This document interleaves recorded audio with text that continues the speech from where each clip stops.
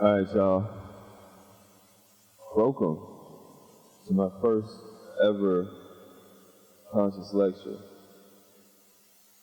I am Sahu Ahku. You can call me Sahu, man, for short. Alright, so let's get into it. This is the Shemsu Heru Magi, Mentu Arts Spiritual Warrior Training, Shadow Work 101.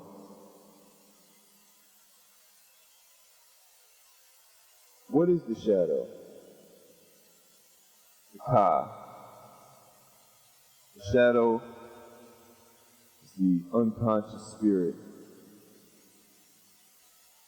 The individual spirit that every living being possesses. It is not to be confused with the soul. It is the animating force. And when left unconscious, those aspects become an individual's shadow, or shadow self. Mastery of one's shadow self is the process in which consciousness is alchemized to enlighten those unconscious aspects of the self, bringing them into the light. This is the process in which we gain mastery over our individual animating force. It is necessary for our forward movement as a collective, and it is also the work of the true Magi warrior to understand these three concepts: the Ka, the Ba, and the Sahu. Alternatively, the spirit, soul, and the body.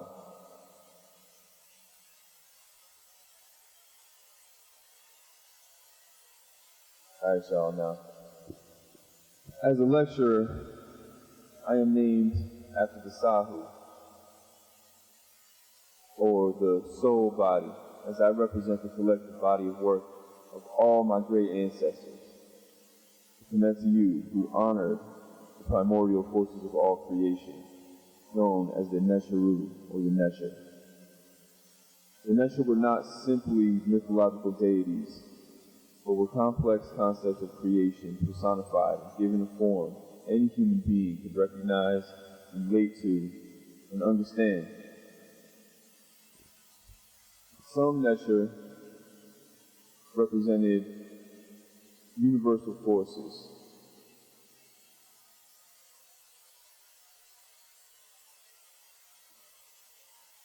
such as dark matter, electromagnetism, strong and weak nuclear forces, and other such concepts, while others could be described as simply as the sun or the sky.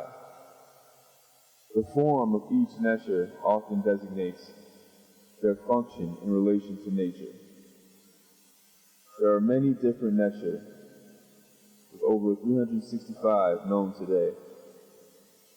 That means our ancient Kemetic ancestors, or the Kemetu for short, had so much respect for life and for nature itself that they appreciated some aspect of the divine at work in every single day of their lives. Every one of us is a living library with a wealth of knowledge encoded in our DNA. The deeper we go into our cultural roots, the stronger the foundation of our human family tree becomes. Trees grow, multiply, and provide shelter for all living beings. Many live for thousands of years, and they are the guardians of a vast wealth of wisdom.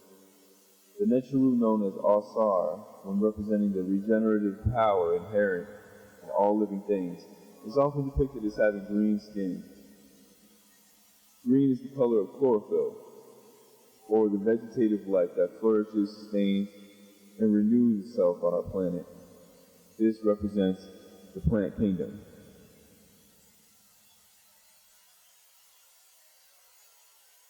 When Asar is depicted with the blue skin, he represents the life-giving waters.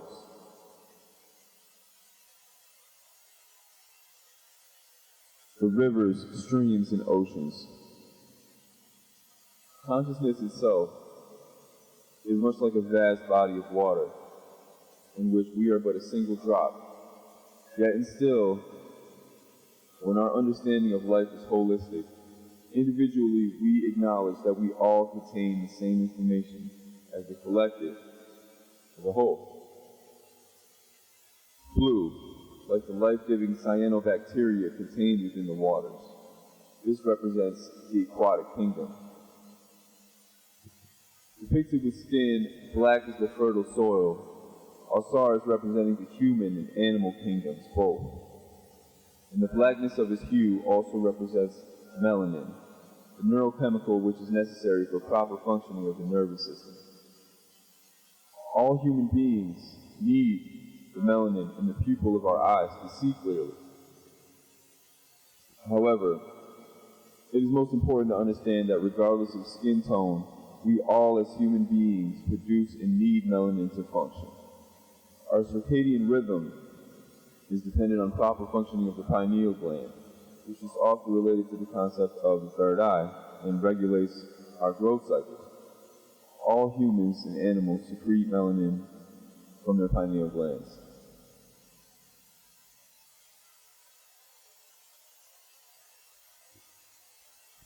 The Kemetu live by the laws of Ma'at: balance, truth, righteousness, reciprocity, and harmony with nature.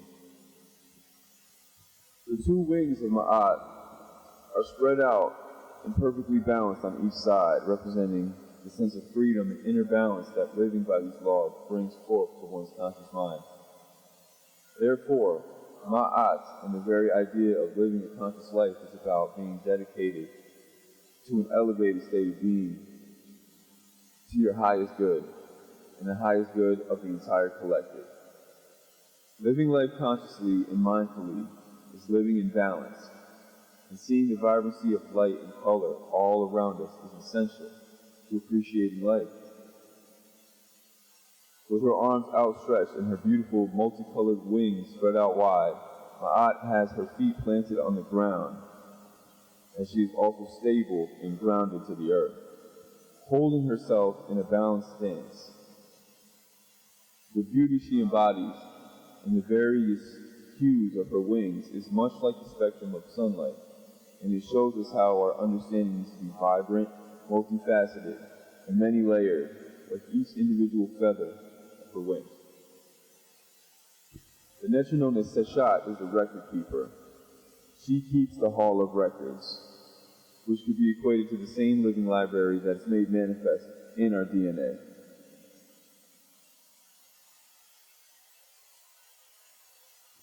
She is said to keep the records of the life and death of all living beings.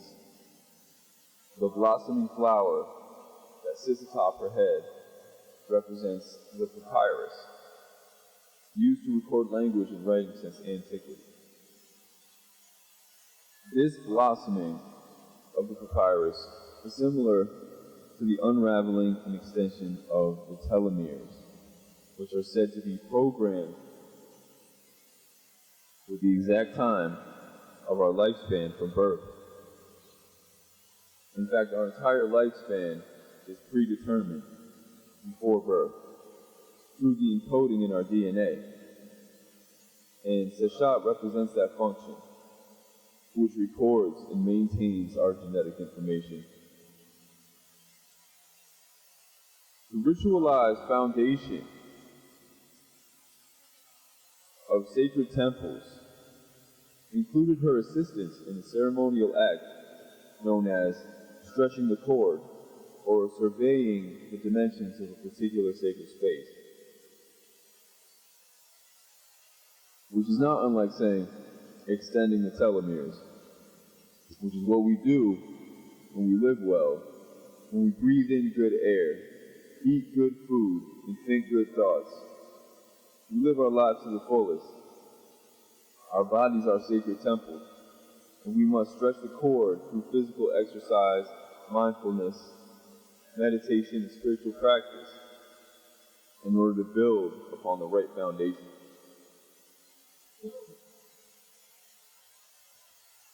Alright, so now the Sahu, or the mummy, is the human form in its perfected and purified state. Mummification was the process of preparing the human body for eternity. Similarly, I aspire to bring forth a body of work that has been prepared for eternity. It's often been said that the thing about the learning process is it's more about drawing out what already lies undiscovered within one's own subconscious mind, and less about programming the conscious mind. Let us honor our bodies through the practice of mindfulness, and let us honor our ancestral living libraries by raising our vibration, achieving true consciousness in this life.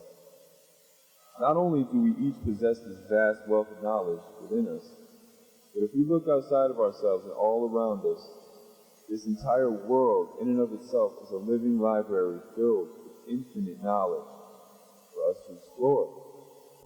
However, as bright and beautiful as the world can be, the closer one gets to the light, the more the shadow grows. Yet even in the deepest darkness, there is light if you know how to find it. And that light is what illuminates the shadow self, illuminating the unconscious aspects of our personality, known to the ancestors as our Ka, brings about consciousness. And this is the spiritual process known as shadow work. Shadow work can be very mysterious. To describe it, or attempt to describe it by defining it as one definitive singular practice would be elusive, to say the least. One attempt to define the most simple form of shadow work is a naturally occurring subconscious process for those of sound mind, a state of meditative self-reflection. But the degree to which one can do this varies with each individual soul and must be cultivated over time. It is not possible for those unable to self-reflect to complete their shadow work. Now, even the Necher have ancient legends that reflect to us the importance of their own shadow work. Sekhmet, Necher of healing, was once a fearless warrior who was sent down by Ra, or the sun, to purge the entire planet of wickedness and evil. She proceeded with her mission, and because of the extreme imbalance of this world, she continued on to destroy all of humanity indiscriminately. Interestingly, this unbiased and equal distribution of energy is much like the light of the sun, how it shines down on us all every day. It's a universal constant, at least from our unique perspective as human beings. The Sekhmet had lost all sense of reasoning in her furious rage. And this is when the Necher Tehuri, representing divine intelligence, was enlisted by Ra to stop her destructive warpath and pacify her. Then, she transformed into her more docile state and became the beautiful Bastet, the Necher of music, dancing, and ceremony.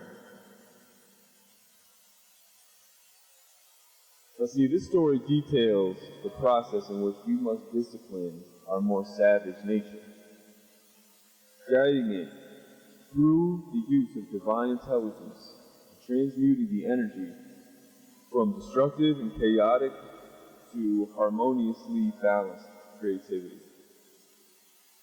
Music, rhythmic movement or dancing, and meditative practice through use of sound frequency in general is all incredibly healing to the human body.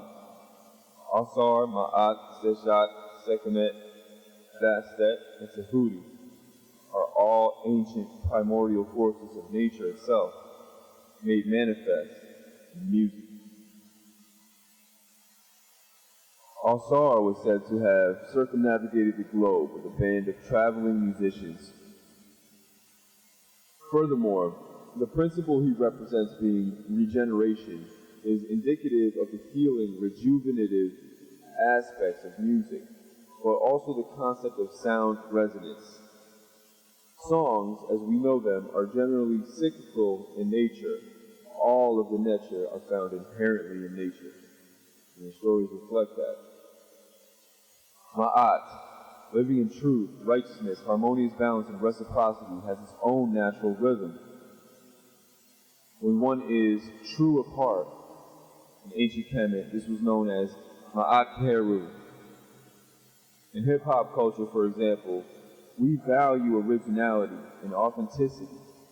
Now, as an MC, I could tell you the importance of being Ma'at Heru.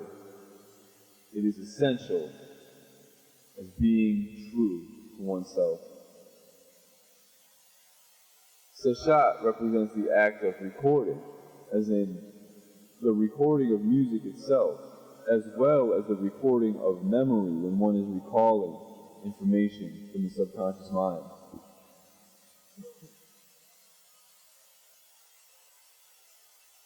Let's look at that word for a moment. Recording. Recording.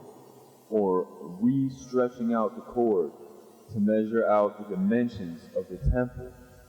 Now, the temple here could be the human body, where, being comprised mostly of water, the electromagnetic frequencies that reverberate throughout it recharge the entire system.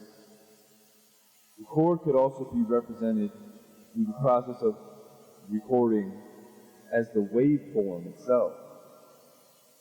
The waveform, or visual representative of a dynamic audio sound recording. When one records, for example, a rap verse, the waveform determines the height and depth of the frequencies therein. We utilize tools such as EQ or compression to adjust said dimensions of sound.